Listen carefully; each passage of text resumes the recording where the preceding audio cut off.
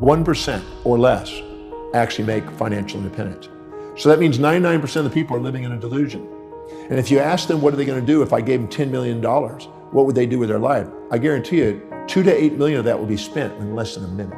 If you ask them what would they do if they had $10 million, they'd write down all the things. They'd buy that car, they'd buy that trip, they'd buy this. And it was all consumers, all depreciables, all devaluing. As long as they spend their money on depreciables and consumables, they really don't have a real desire for building wealth. They have to invest it and buy things that appreciate value if they want to be wealthy. First of all, you want to find out whatever you've done in your life, how it served you, how it served others, and clear out any shame and guilt.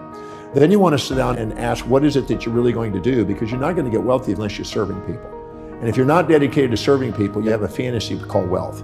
You need to make sure that you really have a value on serving people. You need to have a value on wealth, because if you don't really have a value on wealth, you'll spend it.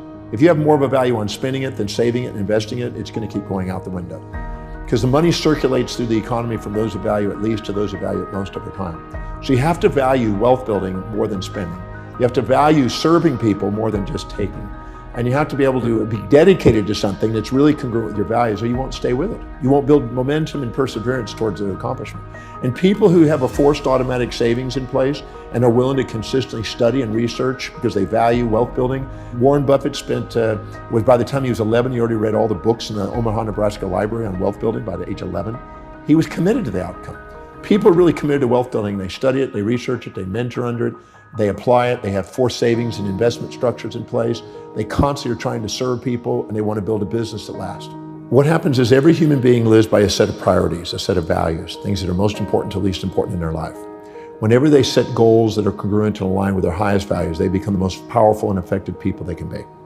This is when they're the most grateful, the most resilient. This is when they're most disciplined and most fulfilled in their life. Whenever they're living by lower values and trying to inject the values of others or minimize themselves and live by lower value systems, they procrastinate, hesitate, frustrate, and they become, you might say, victims of their history, not masters of their destiny. So you look at how people fill their space. You look at how they spend their time. You look at what they are disciplined about and focused on. You look at where they're most organized. You look at where they spend the most money. You look at what energizes them the most.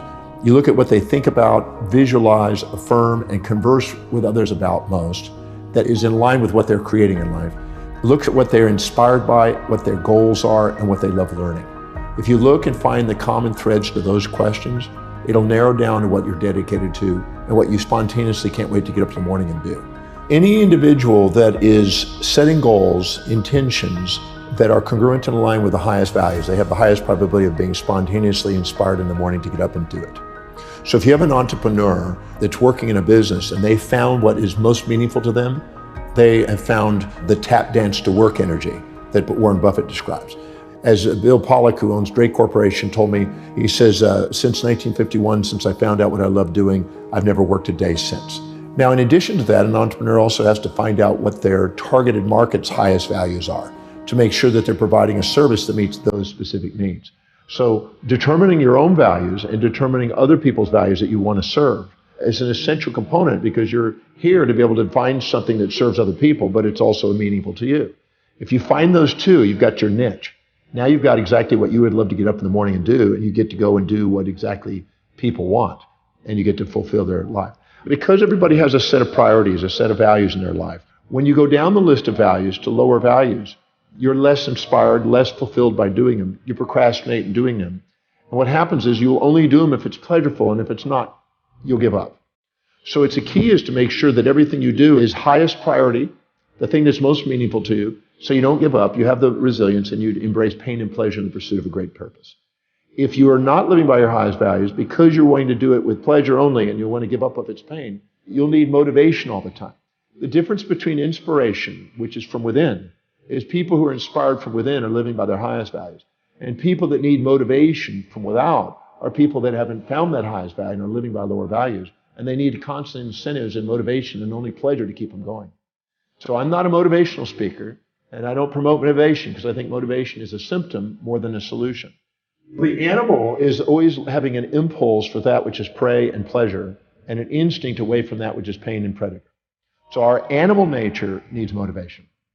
But our truest nature, our human nature, the one that activates the telencephalon in the brain, the executive centers of the brain, which allows you to be an executive and a leader in the world, transcends this pain, pleasure, amygdala reaction of the lower animal within us and allows us to function from an inner core mission that transcends that and allows us to be able to embrace pain, pleasure, support, challenge, ease, difficulties.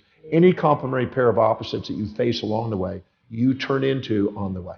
If you're expecting to float across between two buildings, that's unrealistic expectation.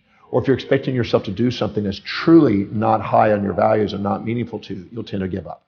Or expecting some other human being to do something that doesn't abide by the laws of the universe, or expecting them to live outside their values. Because every human being makes decisions according to what will give them the greatest advantage over disadvantage, greatest reward over risk to their highest values.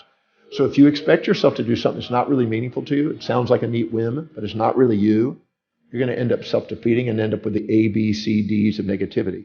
Internal anger and aggression, internal blame and feelings of betrayal, internal criticism and challenge, internal despondency, despair, and depression. And these A, B, C, Ds of negativity that you internally have, which some people call negative self-talk and negative self-behavior, is actually a feedback mechanism to make sure we're setting realistic expectations that are aligned with our real values.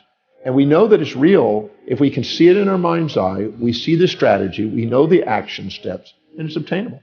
Now, those are the keys. When you do, you have a realistic expectation, you keep showing effort and evidence of manifesting what you want to manifest.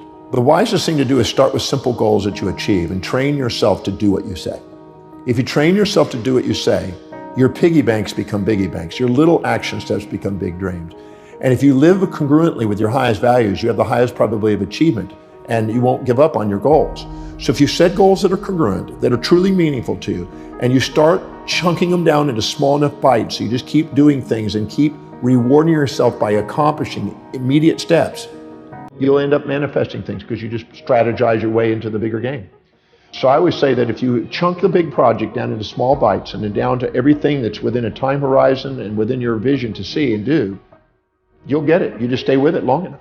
If you stay perseverant towards an objective and exemplify action every day towards your objective, sooner or later everybody else kind of dies out and you're at the top. You just got to stay with it. Well, procrastination is the result of three primary things. It's an unclear vision. It is an unchunked vision. It means you're taking on too big a chunk without bringing it down to small enough bites that you can go and get it done. And it's not linked to your highest values.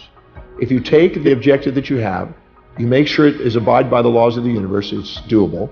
You make sure it really matches your highest values so it's linked. And the way you know that is if you can rattle off the reasons why you can do it and how it will help you fulfill your mission fluently. Because if you're fluent, you're congruent.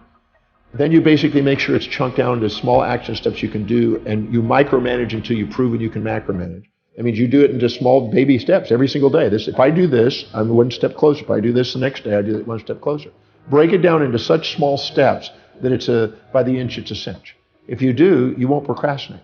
Procrastinate means that you've unchunked it, unlinked it, and unclarified it. I think that people who think they're going to be positive all the time are delusioned. Just like a magnet, it has two sides, and you have two sides. And the more you set up a fantasy that has only one side, the more you get depressed when it doesn't match your fantasy. So I'm a realistic guy that sets real goals in real time with a balanced orientation, and I accomplish more by doing it than setting up fantasies and then having nightmares. So I'm not a positive thinking guy. I'm a balanced thinking guy. But when people are down, that you need the positive thinking. But when you're up and you're fantasizing and setting up fantasies and pies in the skies, you need some critical thinking to be able to put you back into reality.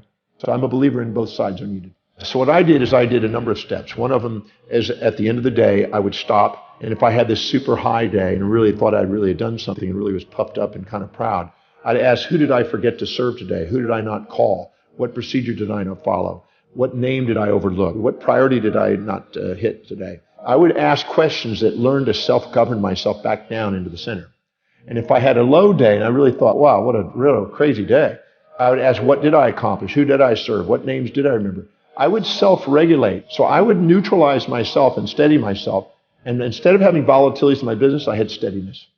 I also forced in savings. I didn't wait for profits. I forced profits in. I paid myself first. I built up a big cash reserve, so it decreases the volatility. It increases the client quality that I had. It increases the associations opportunities and alignments to greater opportunities in business. I made sure that I focused on the priorities each day, delegating lower priority things on a regular basis, because if I was going to do low priority things, I was going to keep myself in a low priority position. If you're doing what you love, it was Peter Lynch in his One Up on Wall Street back in the 90s, he said, if you're grateful for your job, if you love what you're doing, you're inspired by the vision, and you're enthusiastically working, that company's going up in value. And if you're going to buy a stock that you visited the company and see those 4 things. If those 4 things are in place, the company's going to go up in value, because that's 4 things that exemplify what's possible and draw and magnetize charismatically people to people who are doing those 4 things. A company can't grow without those 4 things.